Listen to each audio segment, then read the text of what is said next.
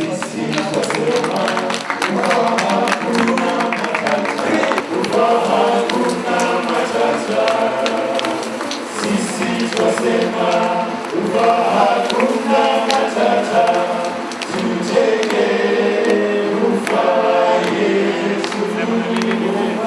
notice that we shared with the National Hospital Insurance Fund, which has transitioned.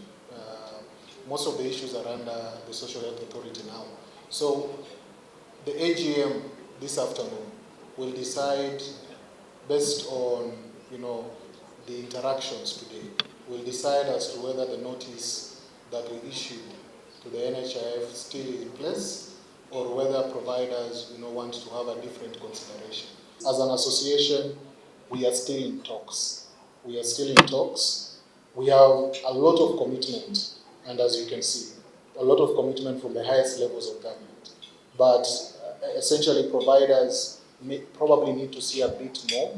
They need to see a plan for settling the bills, a plan for payment, and we will be discussing that during our AGM in the afternoon. And the resolution that comes from that AGM will be binding on the members. So as it is this morning, the notice is still in place, but the purpose of this meeting is actually to see whether we can have a different way forward.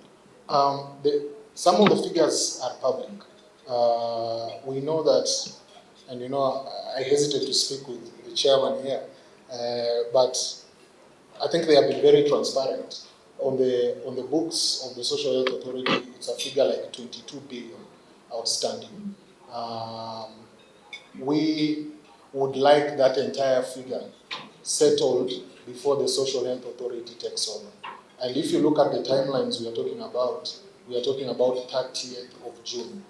So what we need is commitment from the government, that is the National Treasury essentially, to settle these outstanding liabilities of NHIF by June. We want the Social Health Authority to start on a clean slate. We do not want the Social Health Authority to carry forward historical debt from NHIF. I don't know, Chairman, do we have timelines? What I know for sure is that there is commitment, and I think we're on the same page, that before the transition is over, the settlement of claims must happen. But a lot of providers have gone for many, many months without substantial payment. So what we as an association are asking for is some sort of immediate relief that is substantive. Now, immediate relief that is substantive may be 50%, maybe 60%. That is subject to our AGM this evening. And whatever resolution comes out of that, we will be happy to communicate to the authority and say, even as we negotiate and we talk to National Treasury on our behalf, really, this is really the minimum we can accept to alleviate the pressure that is there in the health system. We are working with all players in the sector to ensure, however, that because internship is a prerequisite for registration, for one to be called a doctor who can be able to practice medicine, that we put in place measures to ensure that all graduates from our training institutions undergo the mandatory internship program so that they can be registered to practice as doctors. We will work with the private sector. Already, some private sector institutions have been internship centers, the likes of Aga Khan Hospital, the likes of Kijabe Hospital, and we are going to bring more on board, working together with the regulatory authority, the Kenya Medical Practitioners and Dentist Council. We are doing passive surveillance from our surveillance sites. The numbers so far are not anything to worry about, and we believe we have built a health system that is resilient enough, robust enough, strong enough to be able to overcome any variant that COVID will throw at us. So we are watching the space, but nothing to worry about for now in terms of the numbers. Under NHIF, they had got a lot of so-called enhanced schemes. An enhanced scheme implies that you have got an employer, for example, deciding to get additional benefits over and above the package that was being offered on the national scheme of NHIF. So the new act as it is shackles us in terms of we are not going to be running any enhanced schemes. That is because we want a standard package which we can communicate, which will be the same for everyone. So there'll be one benefits package. So as it is now, the police, as you mentioned, and so on, are not with the National Health Insurance Fund, and going forward, there'll be no enhanced scheme. So anybody looking for an enhanced scheme will have to procure those services through a different insurance provider. How about insurance penetration? You know, we've got 3 dimensions of universal health coverage. And I'm going to say 3 dimensions, the breadth in terms of how many people are covered, right? Now, what the intention is, through the UHC initiative, we're going to make sure that more people are covered so that we pre-finance healthcare and people don't have to pay for healthcare service at the point of service. So, through UHC, we are saying, first of all, we need to make it mandatory. And this is one of the things that people have got a real issue with. And you know anything when there's change. But you understand the logic is, if it's social health insurance, first of all, we have to have most people have to be covered. Otherwise, the business model does not work. So this is where the section 26(5), which is what is being challenged in court, came about. Because how do we make sure that people pay? I don't think we're going to be arresting people in the street and asking, do you have an ID and do you have the social health insurance card, and if you don't, we take you and lock you up. I don't think that will be a very popular way of doing it. So what they thought about was saying, before you access other government services, use it as a point to be able to ensure people enroll. I know it is something that is controversial and I won't delve into it because it is in court, but I would challenge anybody else to tell us how else do you think we can enforce this. Because, for example, when we go to the bank and want to open an account, they tell you these are requirements. Give us your ID. If you don't have one, they send you to NRB to get an ID. If you don't have a PIN, they send you to KRA. I don't know whether that is constitutional or not, but that is for you to decide. But there has to be a way in which we enforce this. Then, paying for indigents and those who are vulnerable, the government has said that anybody who is genuinely unable to pay should have the premiums paid for them. Then the benefits package has been expanded, and that's the intention. And it's been expanded, and that is about the scope of the services that we're going to be offering. So that's the depth dimension of UHC. And then increasing the proportion of benefits covered. Catastrophic health expenditure most of the time comes from chronic illness, critical illness. I've never seen anybody go broke or become indigent because of having malaria, especially if it's a simple case. So the chronic illness and critical illness was a component, and that's why the Emergency Chronic and Critical Illness Fund was introduced. So again, we're increasing the proportion of benefits covered so that if you are under the Social Health Insurance Fund and you exhaust your benefits, then we move you on to the Emergency Chronic and Critical Illness Fund. Now, in terms of operational efficiency at NHIF, the Act says only 5% of whatever revenues are received, I use the term revenues, can be used in administrative costs. So there's a cap on that, and that is actually a very tight margin, because I think at the moment we are still at the range of 10-12%. So that means there's going to be a lot of cuts in terms of administrative expenses. Then the Act also mandates us to periodically engage stakeholders in an organized manner. And I'm saying stakeholders meaning the general public, in addition to stakeholders like yourselves. And then there's the aspect of technology to digitize the process, to make our processes more efficient. And then there's talk about reconfiguring healthcare provider compensation mechanisms to be more aligned with the objectives of UHC. I've talked about having one standard scheme and abolishment of the enhanced schemes.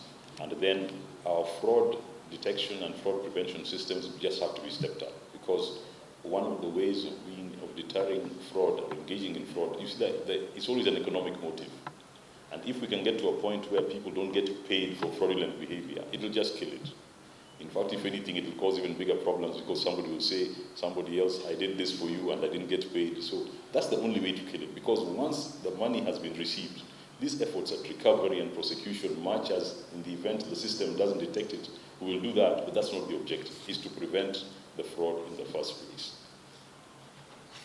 A lot of the functions that we had at NHIF, I've talked about accreditation. This regulatory function has been moved to other regulatory bodies. So, for example, KMPDC at the moment is the one that accredits, in terms of accreditation of facilities, is involved in that.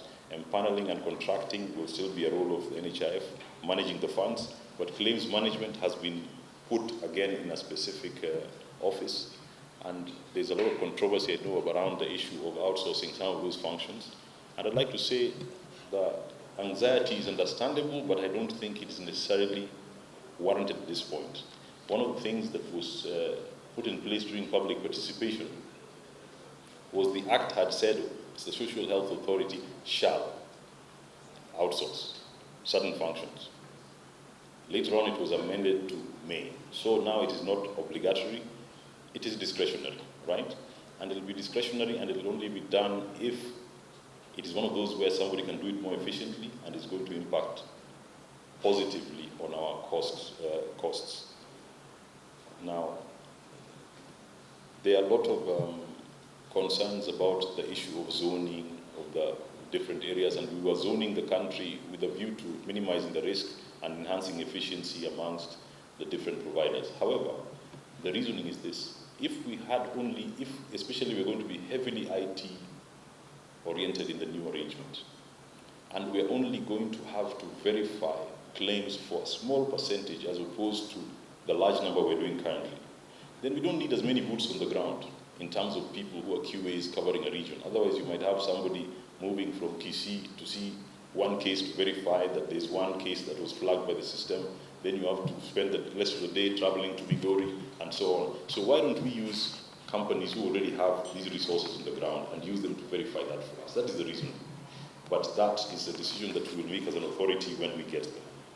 So in terms of leadership, the constitution of the board was very well thought out and defined in the Act.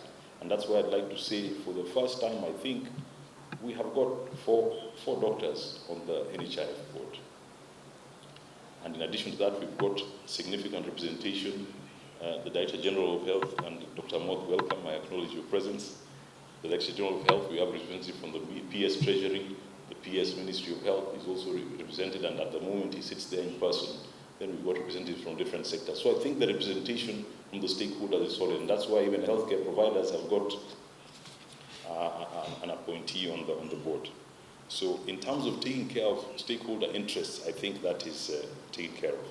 Then for us to be able to mitigate in the terms of resource disparity, I think indirectly by injecting resources into the regions. So now we are sending funds to the periphery because we provide care level 2-3 facilities wherever they are found, but also the facility improvement financing bill ring fences funds, especially for public facilities, to make sure those resources don't escape from there. Because in the past what has happened is the resources are sent there and payments are made, but again they end up building roads, doing some other things. So in terms of bringing down healthcare costs, we have brought down healthcare costs. We plan to bring down healthcare costs, first of all, by these investments we're making in primary healthcare, but we need to be able to rationalize that healthcare commodity supply chain, if it's through bulk procurement, if it is through increasing local manufacturing, and I'm glad some of the local manufacturers are here, because that is a very significant component of the healthcare costs. And it would be better for us to be able to keep these resources locally as opposed to spending tons of money going out of the country. So the NHIF Act could not be amended to accommodate all these changes. So it was easier to sit down and draft new legislation, and especially because of the wider mandate, we had got a primary healthcare fund, which is funded by the Exchequer, and the emergency chronic and critical illness fund, which are new components. And then you've got the social health insurance fund, which is the equivalent of what NHIF was. And that is why the Social Health Insurance Act, the Primary Healthcare Act, the Digital Health Act, and the FIF Act came into being. And SHI, so the Social Health Authority was born, where we have got these three funds. If I was a preacher, this is the point when I say, do I hear an amen? So in summary, the problems we had in our healthcare system were clearly delineated, and we all knew them. The conceptualization of the Social Health Authority and these acts was ideologically aligned to UHC. We had it anchored in legislation so that it's not purely policy guidelines, it is law. The team that was assembled, starting with the board and what we intend to assemble, is going to be a team that is competent. And under my leadership, I can assure you, implementation is going to be disciplined.